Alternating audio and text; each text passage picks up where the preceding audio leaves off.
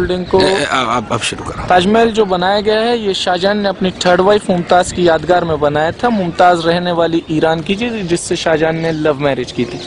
तीन वाइफ, दो इससे पहले दो वाइफ थी, उनका नाम फतेहपुरी बेगम और दूसरी वाइफ का नेम खंडारी बेगम था। पहली वाइफ और दूसरी वाइफ से अरेंज मैरिज की, तीसरी वाइफ से लव मैरिज की। तो पहली दूसरी वाइफ के कोई बच्चे नहीं थे। थर्ड वाइफ के 14 बच्चे थे जिसमें कि 8 बच्चों की तो जन्म के समय डेथ हो गई, 6 बच्चे लाइव थे, 4 बेटे 2 बेटियां थी, दारा शिको सुजात मुराद औरंगजेब। औरंगजेब शाहजहां का छोटा बेटा था, 2 बेटियां थी, जहां आरा और रोशन आरा।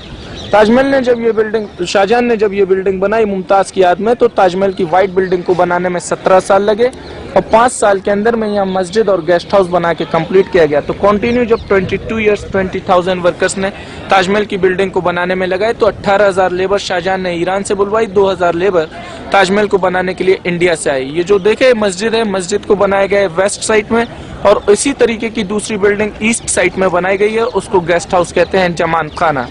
दोनों बिल्डिंग्स को देखने पर एक जैसी बनाई गई है। मुस्लिम हो चाहे हिंदू हो, इसको देखने में बहुत कंफ्यूज हो जाता है कि मस्जिद कौन सी है, गेस्ट हाउस कौन सा है। इजी सॉल्यूशन ये होता है कि मस्जिद को हमेशा वेस्ट साइड में बनाया जाता है एशियाई कंट्री के अंदर में।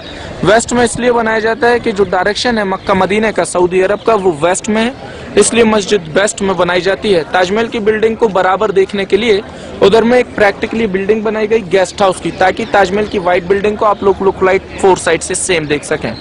ये जो 4 मीनारें दी गई हैं ताजमहल की, चारों मीनारें देखने में तो सीधी नजर आती हैं, but these are not look like straight 4 minarets. 2 degree outside में टिल्टेड हैं।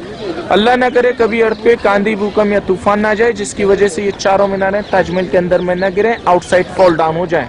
ताजमहल बिल्डिंग को इधर में व्हाइट मार्बल देखिए, तो व्हाइट मार्बल जो है इंडिया का है, जो राजस्थान मकराना से आया था, आगरा से 450 किलोमीटर है।